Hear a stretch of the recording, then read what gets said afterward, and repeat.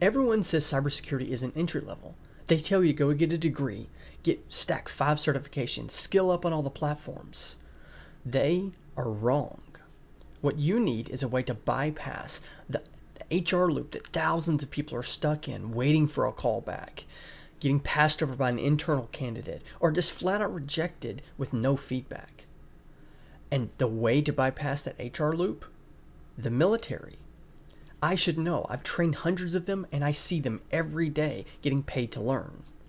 Now in this video, we're going to break down the fastest way to get into cybersecurity, exactly which MOS to pick. We're also going to talk about many of the benefits that you get by joining the military, specifically in that MOS or other cybersecurity MOSs. And finally, I'll talk about what are the steps you specifically need to take and some considerations before you join.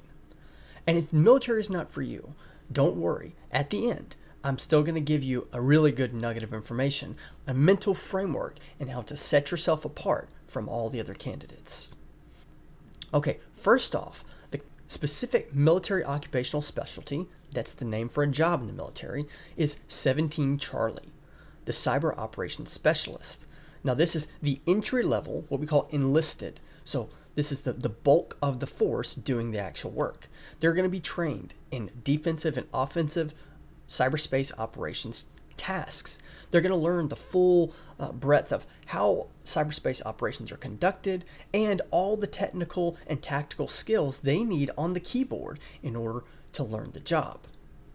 Now, the training is quite long. It's well over a year, depending on the timing that you enter. But you literally learn everything from the basic computers knowledge all the way to exploiting different services, looking for bad actors within a network, and everything in between. So it is truly the entry level.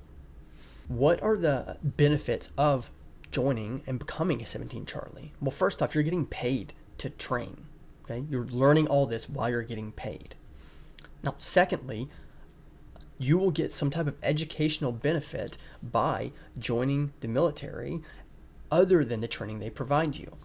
Now, there are 3 different components for the Army. There's the active duty side, the National Guard, and the reserves. So if you want to go full-time and get some of the most unique missions you'll ever see while getting constant training put onto a high-performing team with varying levels, entry, senior, and like master level people, then active duty is the way for you. But if you want to stay local to your state and only train part of the time after you complete your initial training, then National Guard and Reserves is the way for you. Now, along with those, you still get some incredible medical benefits. You will train still on a monthly basis and maybe have like a 2-week annual training with your particular organization, but it still allows you to stay home, pursue your own civilian career. But it's great. I've literally seen someone be in the reserves, go down a cyber pathway, and then impact their day-to-day job. So it's a no-brainer. Now, if you are active duty, you will get educational benefits, opportunities to take certifications, and it's really the same for National Guard and Reserve. There are opportunities for those as well. Now, finally, what are the steps that you need to take in order to join? Well, the first step is talking to a recruiter. Okay. Now, there are 2 different tests. One is the Armed Services Vocational Aptitude Battery Test, which is basically just a test of seeing where your strengths lie. You do need to score above a 110 on the general technical scoring line. Basically, that test has lines across medical, mechanical, general technical, computer, human resources, and administrative work. So you will need to score above a 110 to do that. Now, the other thing you need to take is called the Individual Critical Task List Test, and they have those for different jobs in the military, and you will have to score decently on those. Now, in the description, I'm going to link a few videos that explain these tests more thoroughly and how you can prepare for them so you have the best chance of actually getting that military occupational specialty, the 17 Charlie. Now, I highly recommend when you go into the recruiter's office or you're talking to them, just tell them you want that MOS. Don't spitball it and say, well, I'm not sure. Just tell them you want that. I've already covered what the particular military occupational specialty is. I covered some of the major benefits, and I gave you 3 specific steps you need to take in order. Once again, down in the description, I'm going to have some videos that can help you prepare better for some of those assessments. Now, finally, I'm going to introduce that mental framework for those who don't want to join the military, who are still need a little bit of assistance, and I call that RACE.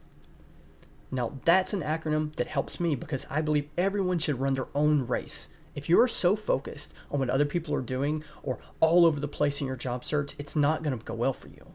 So use this mental framework. R stands for research.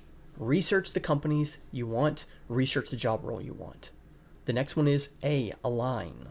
You want to cater, you want to adjust your public presence and the activities that you're doing along with the job, tasks, and the things that these people are talking about.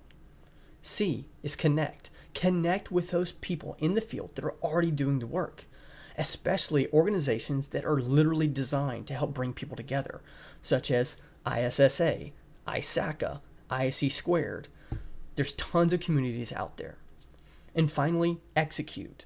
And now execute is going to cover actually applying for the jobs, building a list of people that you want to connect to, and reaching out, making those connections, publishing all of your work in a place that it can be found. So, RACE. Research, align, connect, and execute.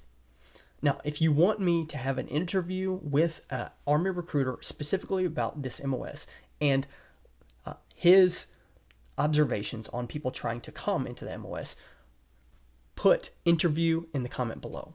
And if you want to see something more about the RACE framework, please let me know. Okay? I'll see you next time.